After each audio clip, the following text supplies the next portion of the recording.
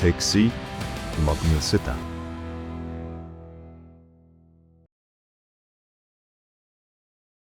Before we get started, guys, just want to remind you, if you haven't liked the podcast, you haven't subscribed to the YouTube channel, please give it a like, a subscription, shoot it a follow. That would really help us out and get this out to as many people as possible. So thanks for tuning in and welcome to Sit Down. All right, guys, well, welcome to another episode of the Sit Down. We are sitting down today in Ziggy's here in Fargo. We've got some meetings going on here tonight, so decided, hey, let's check it out. So shout out to Ziggy's. We went with the cherry blossom, iced cherry blossom energy. Special request, sugar-free as possible. It's pretty good. So, not too much planned today. I want to cover a little bit of the start of our year. We've had a couple awesome guests that have joined us our past 2 episodes. I want to recap that. I want to recap Garrett and Anna's trip down to Arizona. That was a ton of fun. Went down to Tucson. Of course, we went up to Mount Lemmon, and the week after we went, they got a foot of snow. That's just how it happens. So, it was a really good time though. So we'll recap some of that stuff. Super Bowl week this week. So talk a little bit about Super Bowl, favorite Super Bowl memories. Also want to talk a little bit about Valentine's Day for the fellas. Going to give some tips. Garrett is a ladies' man. I can't even joke about that because that's not true. But we'll talk about Valentine's Day, some of the memories and stories there. And then I just got a little quick message that I've been thinking about really the past week that is on my heart. And so I'll share a little bit of that at the end and get you guys on your way. But we got to start here, and I'd like to just recap our past 2 guests and really the start of the year. And we started with Coach Beardsley down in Arizona, and then such a mentor for me. The thing that I think I took the most out of that podcast, if you haven't gotten to take a listen to that, go back and listen to Coach Beardsley's talk. But man, sitting down with Beardsley, I think I realized why we've had so much success at Arizona, and it's because I want to play for him. And there's so many coaches where an athlete has to play for him because that's just the situation that they're put in. But like, I wanted to prove him right. There was no fear in playing for Beardsley. He opened the door, and you wanted to make him right for believing in you. And I really think that coaches can coach out of fear or out of love. And a lot of guys will play out of fear of not messing up or fear that they might get benched. And I don't know if your ceiling is as high. Maybe your floor is at the same level, but your ceiling isn't as high compared to a player that's playing out of love of not only the coach, the program, his teammates, that you want to prove them right. It's not about letting them down. It's that I want to prove them right that, man, I was supposed to be on this team, that them believing me, that was the right decision. And so I just got that vibe from Beardsley, and I thought that the line that stuck out the most for me from our sit down with him was when I said, what are you looking for in a player? And he didn't start by saying long arms and a good jump shot. He said, man, I'm looking for the person. I'm looking for the right fit into our culture. We said, I'll ask our guys, does this guy fit with our team? And I just got that thinking, like, this guy just got done winning a national championship. He's not talking about, attributes even on the court. He's talking about, like, and what's the character like of the person? Because if it's not the right fit, it's just not going to work. So that was really cool talk. I hope you guys got some good things to take away from that sit down. And then, man, 2 weeks ago, getting to sit down with Brittany Dvorak, and if you're not inspired by Brittany, man, I don't know how you're going to get inspired, because her story gives me chills even thinking about it right now. I think a lot of people have looked at my story and said, oh, the way you've handled it, the way you battled. I look at Brittany's story and I say the same thing. And she's a warrior. I mean, I can't imagine being 13 years old and doing what she did. And then to have, her treatment essentially paralyze her. The amount of anger that I would have felt, and I'm sure she felt, but the way she handled that and turned it into a source of inspiration, incredible. So I would highly, highly recommend that you go listen to that. It might be the best hour of your day.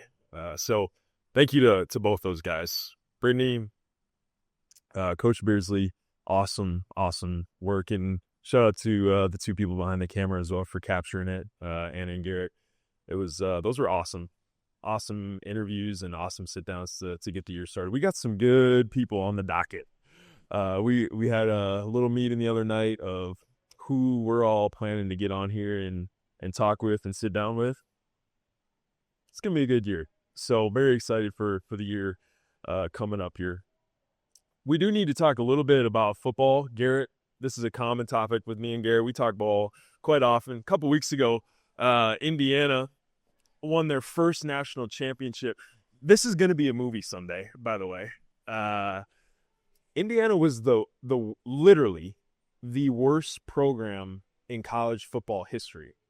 They had lost more than any other football program in the country. Kurt Signetti, their coach, comes in, completely flips the program around, and they get this transfer quarterback named Fernando Mendoza, and he leads them to a 16-0 record, wins the Heisman Trophy, and wins the national championship. It's a Cinderella story from the depths, and I think we just need to talk about it because Fernando Mendoza, we need to, and if we could throw let's just pause the podcast and throw an interview of Fernando Mendoza into the podcast.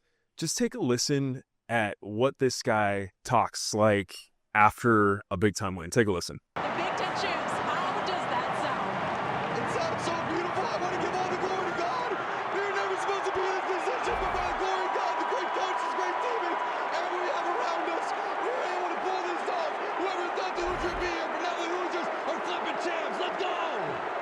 Okay, so that is the best player in college football, and he is as genuine as they come. It sounds like it's scripted and it's planned out. That's just him, every single time. And guys love playing with him because he loves his teammates. That's real stuff. And I just look at him and his story, and I think if there's a kid in America, in the Midwest, it doesn't matter if you're from Miami, Chicago, North Dakota, or Arizona, if there's a kid that maybe isn't getting the interest that you think you should be, but man, bet on yourself. The guy bets on himself, ends up at Indiana with the right coach, and goes all the way to the national championship game to play against his hometown team. So here's the thing that is crazy that makes this movie unbelievable is that he's from Miami. He grows up cheering for the Miami Hurricanes. He's a 2-star recruit coming out of high school. He wants to go to Miami. He asks Miami, can I walk on? I don't need any money. I just want to be a part of the team. Miami says, no, you don't have a spot here. So he goes to Cal, University of California, plays 2 years there, enters the transfer portal, goes to Indiana, leads them on this amazing season. And in the championship game, who are they facing? Miami. The team that he grew up cheering for. Where are they playing? In Miami. So he's playing in his hometown against the team that he wanted to play for, that didn't give him a shot, and he beats them. And the play that will go down in Indiana history, 4th down and 5, he runs it in, runs over a defender, dives for the end zone. It was one of the more gutsy calls, maybe in championship game history. What do you think, G? Probably. And just a cap to an amazing season. And I think it's cool to look at Fernando's story and just say, man, if he can do it, the underdog, the guy that maybe talks a little bit different, acts a little bit different. It's okay to be different. Normal doesn't get recognized. Different does. And Fernando Mendoza is a product of that and a testament to that. So shout out to Fernando. Someday I hope I get to sit down with Fernando. That would be an amazing interview if we got Fernando Mendoza to come on and sit down sometime. But shout out to Indiana. I'm 0-1 against Kurt Signetti. We went out to JMU in 2020, 2021, and we got beat, I think, by 13 to Signetti and the JMU guys. They're good, man. They're really, really good. So staying on the football theme, though, big Sunday coming up, G. Big Sunday. Super Bowl Sunday. I am of the opinion that Super Bowl Sunday should be an American holiday, and the Monday morning following should be taken off. Like, we should get that evening to celebrate with our friends, watch the football game, and not have to get up at 7 a.m. to go to work. Maybe that's is that wrong of me to think that? Are you on the same opinion, Anna? Are you thinking the same thing? Oh no, Garrett is nodding his head yes. Anna, you're laughing because I mean, I'll take anything to get work off for the people. You know what I'm saying? that's the right answer, Anna. Honestly, it's a no-brainer. Everybody watches the Super Bowl, Yeah. even if you don't like football. Whether we call it a holiday or not, it is. It is. It's American football. It's probably the most American holiday besides the 4th of July. Wow. Should we just rank American holidays quick? Let's just throw it down. Okay, 4th of July, Independence Day, that takes the top dog spot. Yes. Super Bowl might be too. In the number 2? It might be too. Is Thanksgiving an American thing? Yeah. I mean, there's like a Canadian Thanksgiving, I think, but It's not. it's not pilgrim, straw hat, Yeah. turkey, and stuffing. I don't think. So If you're Canadian, correct me if I'm wrong. I have a tough time putting Super Bowl Sunday over Thanksgiving. Really? Yeah. I like Thanksgiving, though. Football, you Raymond freak. But here's the thing. Thanksgiving does have football. And so, like, it's a big football day. Super Bowl Sunday is the pinnacle. I get it. But when you add in the food along with the people, families getting together, I'm putting Thanksgiving in the 2 spot. I think Super Bowl Sunday, though, kind of fits right in to that 3 spot. I mean, what are the other ones that we celebrate in America only? I mean, Martin Luther King Day is a great day, but I mean, we get school off. Veterans Day? Veterans Day. Gotta honor the Memorial Day. Okay, now we're getting into those that have passed away for our country, those that have served our country. I have a tough time putting Super Bowl Sunday over those too. Okay, we're going to scratch Super Bowl Sunday off the top, American holiday. After review, there are a lot of American holidays better than Super Bowl Sunday, but I still think the Monday after, I never want to go to work that morning because football season is now over. We have to wait 6 more months for more football, and that is the most American thing of me to say. Oh, it's the worst that American football is over. But yeah, who do you got? Patriots? Seahawks? It should be a great game. So I'm excited to see which quarterback can elevate the team. It's really about the quarterbacks when it comes down to it. The defenses are great, but this quarterback battle should be pretty good. So excited for Super Bowl Sunday. Anna, do you have a favorite Super Bowl memory? Maybe it's a commercial too. Do you remember any commercials, any Super Bowl memories growing up? God, this is tough. Because I can't say I've been an avid... I mean, I'm a fan, don't get me wrong. But there's been years that I've worked, so I haven't tuned into a few. A vivid memory, though, growing up was always the Budweiser commercials. Yeah. Like, everybody loved the Budweiser commercials, so that's just what comes to mind. Those are great commercials. I'm with you. Buffalo chicken dip. It's the only time throughout the year where I have it. Wow. And it's so good. It is so good. Buffalo chicken dip. Let's do a quick ranking. Top Super Bowl party foods. Buffalo chicken dip. Let's throw that in the top 5. We're just gonna go no order here. Best 5. I love a good jalapeno popper. When it comes to the Super Bowl, I mean, you got to put chicken wings on there. I think you put the potato skins in there with the cheese and the bacon, a little bit of green onion, and dollop of sour cream. I mean, is there one more that sticks out for you guys? You already said the buffalo chicken dip. G's got one more. Hamburger hot dip. Hamburger. Oh, like with the cheese and it's like a queso, but with the meat. Yep. Yeah. Yep. That's a great dip. Dips are a premium when it comes to Super Bowl parties. I'm trying to think what that about does it. You got a couple dips, some poppers, some potato skins. You're probably set. I will say when it comes to the Super Bowl, I got a couple memories. Number one memory that I remember is Russell Wilson throwing the pick. Was it 2014 maybe? I think I was in high school. He threw the pick at the 2-yard line. They had Marshawn Lynch. They could have ran it in. Patriots won, I think, their 4th or 5th Super Bowl. That one I remember. I really remember 28-3.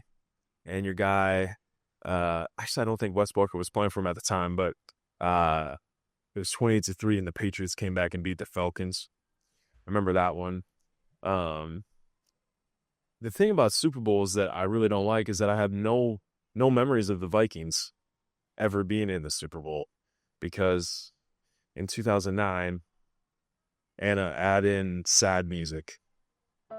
2009, after an amazing regular season, Adrian Peterson fumbled 4 times, and Brett Favre threw a late interception to keep us out of the Super Bowl, and the New Orleans Saints beat the Minnesota Vikings and won the Super Bowl. You're gonna get a lot of dislikes on this video for bringing that up, for bringing that horrible memory up for people. And suddenly, the mood has shifted in the coffee shop tonight. There's always next year. There's always next year. And next year might be our year. JJ McCarthy, if you're listening, come on, brother. Next year's our year. So the Super Bowl is great. I will say one other thing, commercial-wise, the Ram commercial. Ram has some great commercials, and they got Paul Harvey to do the commercial When God Made a Farmer. Is that what it's called? Yeah. So Paul Harvey has the commercial with Ram of So God Made a Farmer, and it goes like through the 7 days. And if you haven't listened to that commercial, go back and listen. But Ram commercials are great. Budweiser commercials are great. The commercials, though, they've been going downhill. They've gotten a lot worse. So I'm hoping somebody just revives the commercials at the Super Bowl, because it used to be iconic. I feel like it's just taking a slide. But Super Bowl, what year is this now? Everybody know? Super Bowl 60. No way. Super Bowl 60? That's awesome.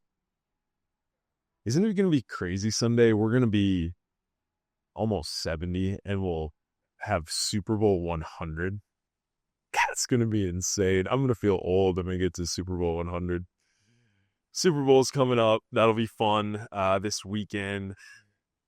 When this releases, though, we won't have another podcast out until after Valentine's Day. I was a grumpy old Scrooge growing up. I never liked Valentine's Day. There's a lot of statistics on some eye-opening numbers when it comes to Valentine's Day and self-harm stuff. And I just never liked it, because it kind of felt like if you didn't have somebody, you were missing out. And Valentine's Day is one of those things that, man, I just wish that everyone felt loved. It's not like, oh, because you have somebody now you're loved. No, like everybody's loved. And I talk about that when I speak of, man, you're loved. That's a truth every single day. And just because you don't have somebody giving you flowers on Valentine's Day doesn't mean that you're not loved. And you're loved by a great God. There's people in your community that love you. And if you don't feel that, man, keep looking, because you might not be seeing it, but it's out there.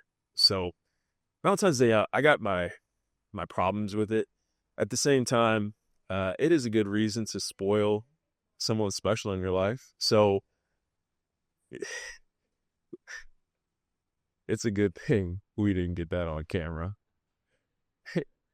Garrett just looked at Anna and gave her a little. I can't even do it. I'm not even gonna do it. But Garrett, I want to pass the mic to you, and I want you to talk to the young men listening today, and just give some tangible advice for Valentine's Day if they are pursuing a relationship with a special person. What do you got for them? You know, they always say that the ladies like flowers. Apparently that's not true, because my wife does not like flowers. So if you're going to buy flowers, make sure that your significant other, whoever you're trying to make happy, likes flowers. I'd say it's safe to say most ladies like chocolate. Yeah. It's always that's a go-to. Yep. If you're in a city with crumble cookie, automatic. It's gotten so much easier over the years. Like, number one, flowers, he's right. Check if your significant other likes flowers, but chocolate, you cannot go wrong. I don't know a woman that does not like chocolate. A lot of them like dark chocolate even better than milk chocolate, which is not my style, but you got to know those things. And what Garrett said, see, if you want to go a little bit unique, you could get them a box of chocolates and then go on the backside and go, hey, I also got you some 6-pack crumble cookies. And it's like, okay, so you did remember. Here's the baseline. The great ones do the fundamentals every single day, right? You got to do the fundamentals every single day. Make sure that morning you don't forget your good morning text, right? And you make sure to wish them a happy Valentine's Day. I appreciate you. I think the basis of Valentine's Day comes down to this. They want to feel heard, they want to feel seen, and they want to feel loved. So whatever you got to do to make sure that those things come true, do what you got to do. But make them feel heard, make them feel seen, make them feel loved. That's the basis of it. So whether it's flowers, chocolates, crumble cookies, a hug, whatever you need to do, make them dinner, but serve them so that they feel loved, period. And leave the material side out of it. It's really not about the flowers. It's about the act of thinking of them to make them feel good. So that's my advice for you on Valentine's Day is do the fundamentals right, man. It's about the fundamentals. I do have one good Valentine's story that I will share. I already shared this on the pod. You guys heard this one? I don't think so.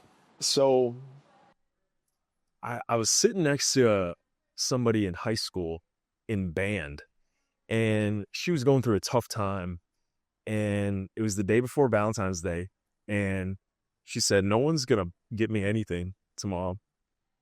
She said, I hate Valentine's Day. I said, well, what about your dad? She's like, oh, no chance. He won't say a word. And my heart broke for her. And so in Wishick, we had an awesome flower shop going up, and they ran this thing where you could bring in some canned goods and then get 12 roses for $12 on Valentine's Day. And so I emptied our pantry. Shout out to my mom. Thank you for having a lot of canned soup. We emptied my pantry, and I went in and I bought a flower for each girl in my school. Now, I didn't have a very big school, so I didn't buy all that many flowers, but I bought a flower for everybody, 7 through 12. And so on Valentine's Day, every girl in the entire school got called down to the office, and got to have a flower because I didn't want the girl that I sat next to in band to feel like no one loved her. And that was probably the best, $30 or $40 that I've spent. Obviously, you keep it anonymous. So if anyone wants to take notes on this, you got about 10 days before Valentine's Day. But just go make them feel special, make them feel loved, make them feel seen. And maybe it's just one rose that does it. But I did that, I think, my senior year of high school. So the secret's out. It's been 10 years. I think the secret gets to come out for all those people that never knew who bought those flowers. I did. And it was for the person that I sat next to in band. So if that person is listening, I hope you appreciated that flower that day. But that's my best Valentine's Day story that I got. So, G, you got any good Valentine's Day stories? One year he got me a life-size bear. A life-size what? A life-size bear. Like actual life-size. It was as big as you. Oh my goodness. Huge. Huge. And What do you do with something I mean, I was tickled, sure, but I was like, what am I going to do with this bear? So I ended up gifting it to my niece, and now she loves it. So my brother is kind of pissed that they have it now because it's so huge. What do you do with a life-size bear? Exactly. It's getting passed around the family. It was kind of a joke. It was like, I'm just going to go over the top for fun. But it ended up being pretty funny. I pulled it out and she's like, what the heck? That is good. That is good. Bears are good. I thought of one other bad time story. When I was in 4th grade, I had a crush on this girl who ended up being a really good friend of mine. And so I went to the local drugstore and bought her like a, $20 necklace. And word got back, the teacher, because we gave it to all the guys got necklaces for their girlfriends. We gave them to them on the playground. And then the teachers heard of it, told our parents, and I had to return the necklace to the drugstore. Katie was tough on me. So that was a tough conversation for my crush. I do have to make a note. How about the boxes that you would make for Valentine's Day growing up? Oh, yeah. Remember? Yes, you got to like customize your box. A cereal box. Yep. Am I thinking of the right thing? We did that for Valentine's Day, right? that you got to everyone then put their candy in the box. You used the cereal box? Yeah, oh yeah. Or a shoe box. Well, no, mainly a cereal box, I think. A little bit smaller. We did like shoe boxes, but then you could like build it up. I mean, like birthday cake, huge thing. It was sweet. I wonder if we could, I'll have to see if we got any pictures of any old Valentine boxes. Those were fun though. Oh yeah. I always usually did like sports stuff, different sports teams. But yeah, my sisters went all out. Those were good. Those Valentine's Day parties, those are sweet. A lot of fun growing up at those. Good stuff. All right, well, let's wrap this thing up. And I just want to share something that I went over this past week. And a lot of people ask, Hunter, where do you stay grounded and how do you maintain mindset, whatever you want to call it? How do you stay grounded in your faith, daily things, routines? And one thing that I think I've shared on here before, but here's the actual book, is Dave Gunther, one of my mentors, one of my grandpa's mentors. He always said that he reads a psalm every day because that's what teaches him how to live with God. And then he reads some Proverbs every day because that's what teaches him how to live with humans. And so he gave me this book, and it's pretty special. He wrote in the front page here, get to this. And it says, Hunter, congratulations on your graduation from the University of North Dakota. We wish you the very best. Love, Dave and Jane Gunther. And I always ask people for nuggets of wisdom. And he wrote his 3 nuggets for me. And number 1 was, always follow your heart. It will take you to the right path. Number 2, surround yourself with good people you trust. And number 3, keep a sense of humor. A cheerful A cheerful look brings joy to the heart, and a cheerful heart is good medicine. And Dave is no longer with us, and so those messages mean a little bit extra when they're no longer with us here on earth. But he always read Psalms and Proverbs, and so I think a good way to learn is to see what you like in life, see who you want to be like, and emulate what they did. And so that's something that I've taken on. And I think my favorite proverb in really the entire Bible is Proverbs 16. And I talk about Proverbs 16:9 a lot when I speak, because the fall going into my accident, the months leading into that, this verse, Proverbs 16:9, was on my heart all fall long. And I really thought that something big was happening. I told everybody. I told my FCA leaders. I told my parents. I was like, something big's about to happen. I can feel it. And this verse is on my heart, Mom. Like, the heart of a man plans his way, but the Lord's establishing his steps. I feel like the Lord is just going to establish my steps into this new phase of life. I can feel it. And in the back of my head, I'm like, I'm going to be my dream girl.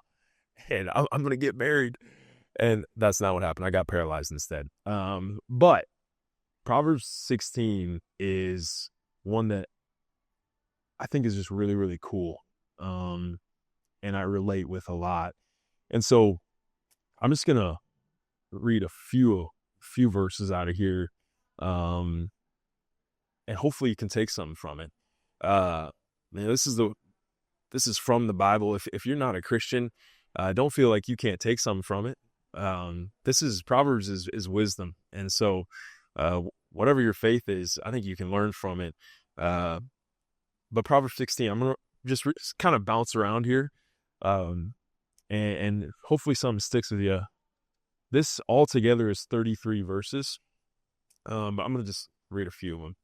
It starts like this, though. We make our own plans, but the Lord gives the right answer. People may be pure in their own eyes, but the Lord examines their motives. Commit your actions to the Lord, and your plans will succeed. 3 verses that are just like powerful.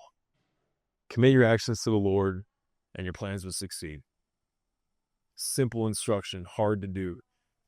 Goes down to 16:9. Skip a few verses. That's where it says we make our own plans, but the Lord establishes our steps. Boy, that has been pretty powerful for me, considering I can't take any steps any longer. I can make my plans. My heart can make my plans, but literally the Lord's going to have to establish my steps because I can't do it by myself. That's been a great reminder for me. It goes to verse 18 here. Pride goes before destruction and haughtiness before a fall.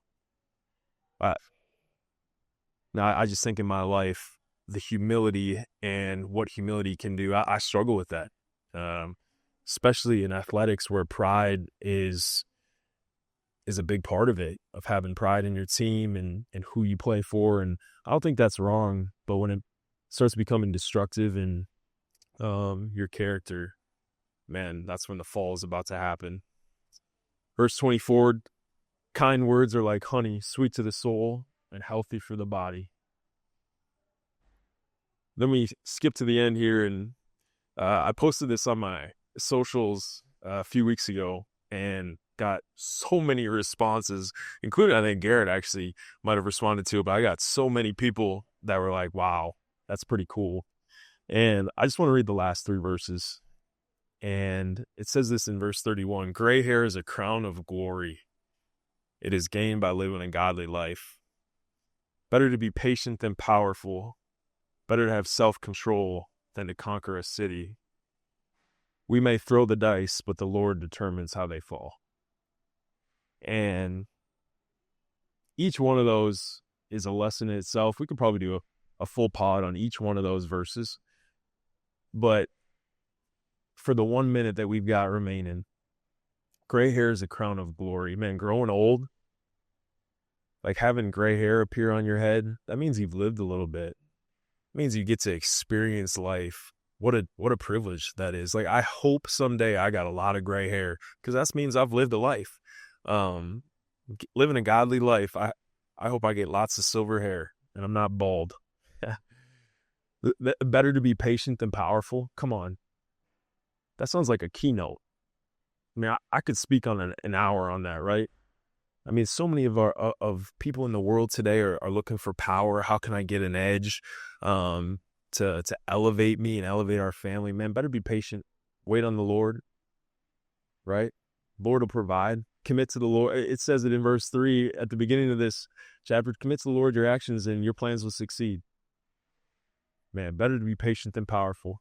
It's better to have self-control than to go and conquer a city. And then that last one, man, for all the gamblers out there, this one's for you. We may throw the dice, but the Lord's going to determine how they fall. And he's not really talking about playing games. He's talking about life. And we can go and live our lives and we can make the decisions and follow our heart. But in the end, the Lord's going to determine how the dice fall. And what are we doing to serve others, to serve our God, to love our neighbors? Because in the end, God is in control, and the dice are going to fall how he determines. And there's just some wisdom from you, for you from Proverbs 16. I get to read that on the 16th of each month. On day 16, I get to read Proverbs 16, and it's a reminder to me every single time that man, our plans, of course, they got our way, and we can chase them, and we can chase dreams, but my trust is in something bigger, and there's a peace that comes with that trust. And I hope every single person in their lifetime gets to experience the peace that comes with knowing that your story, man, the ending has already been written. Someday I'm going to stand at the gates and look and say, man, job well done. That I hope that I have that happen. What a moment that'll be. So take from it what you will. If you want to read the whole chapter, I encourage you, go into Proverbs and check out Proverbs 16. There's some good stuff in there. So let's end this thing and get on our way. We got a couple more guests coming up for you guys in the coming weeks. But let's end with something good. Brittany exposed Garrett last time with something good. He was about to give us a Ghirardelli chocolate as his something good. We made him think a little bit. We gave him, about 15 seconds to think of something, and then you hit us with the sentimental. Man, this past year was just so good. And Anna goes, oh, Garrett, yes. All right, Garrett, start it off, brother. I got a quote by John Piper. This was said at church last week. So, I think it's fitting to what you just talked about. So the quote is, God is always doing 10,000 things in your life. You might be aware of 3 of them. Come on. And you want to add on to that? Anything on that? That's good, Garrett. Man, that's so true, too. Like, I think it's so easy to see the wrong and what's not going right in our lives. And God is working so many things behind the scenes of that we have no idea. And eventually, we don't have to understand it. Someday we will. But, man, if you can trust it, man, good is on the way. That's good stuff. We've been reflecting on that too, just like sometimes you don't know why doors have closed. You know, you get kind of tunnel vision on opportunities or, goals or whatever have you. And God will close a door that you don't, you might be upset about right away, but then in 6 months, years, whatever, you realize like, wow, that door needed to be closed for this one to open. So Yep. We've been talking about that a lot. Anyways. All right, Anna, what do you got? Mine is kind of along the same lines. Have you ever heard of Costi Hinn? Costi Hinn? Costi Hinn. It's a pastor. I haven't, no. He's a pastor down in Arizona. Okay. In Phoenix? Around there. We might have to go check him out. Absolutely, we will.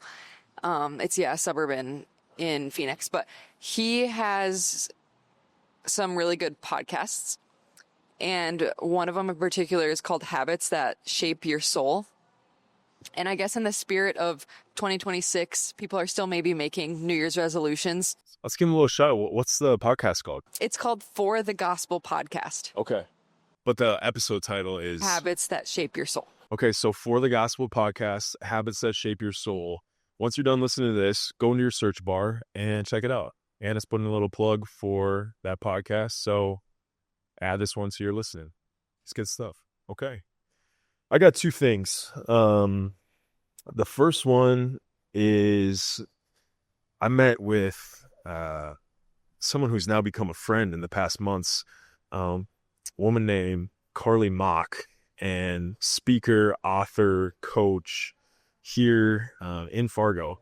And we're helping each other out. I think our iron sharpens iron, and Carly has sharpened me, and hopefully I can help her too. But she said something to me that I've just been thinking about for the past weeks. And she talked about her prayer life, and she said, I had someone tell me, Hunter, recently, if Jesus were sitting across from you right now, would your prayer look different? Because that's how we should pray. Imagine Jesus sitting in this chair next to us. What was you asking for? And it's completely changed how I pray. So I'll tell you guys the same thing. Like, are you praying like Jesus is sitting across from you? That's a powerful image, and I think it changed my prayers. And I heard her speak, and she talked about the book Dangerous Prayers by Craig Rochelle, and I'm adding that to my reading list because our prayers should be a little dangerous. Like, they should be big, and we shouldn't be ashamed of them being big. And so I just want to thank Carly for that, because it's shifted not only my prayer life, but my everyday thinking. So that's number one. And then the number two is just something good here. Can we just shout out Norwegian baking? Completely off subject here. Norwegian baking is unbelievable. And over the holiday season, every year our family makes lefse and krumkake. If you've never had it, you should try it. And let's throw a picture up of some krumkake. Oh my goodness. So Norwegian baking is something really good. I've eaten way too much of it the past 2 months. I need to go on a 10-month fast from that. But I'm so glad that I grew up where I did, and I've got a little Viking blood in me. Shout out to the Norwegians. But my family can cook now. And I had a lot of Norwegian baking. So shout out lefse, shout out krumkake, all the Norwegian treats. That's good stuff. So something good.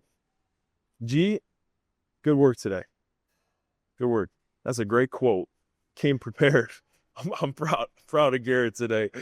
Oh man, as we wrap up, if you guys haven't hit the follow, haven't hit the subscribe, man, just check on it for us. If you could hit a like, share this with somebody that's on your heart right now. Get this out to as many people. Man, open it up. Proverbs 16. Take a look at it. See if it sticks. See if something might change your heart. We'll be back in a couple weeks with some awesome guests, and I can't wait to share that with you. But until then, thanks for coming and sitting down with us. Have a great rest of your week. See you guys.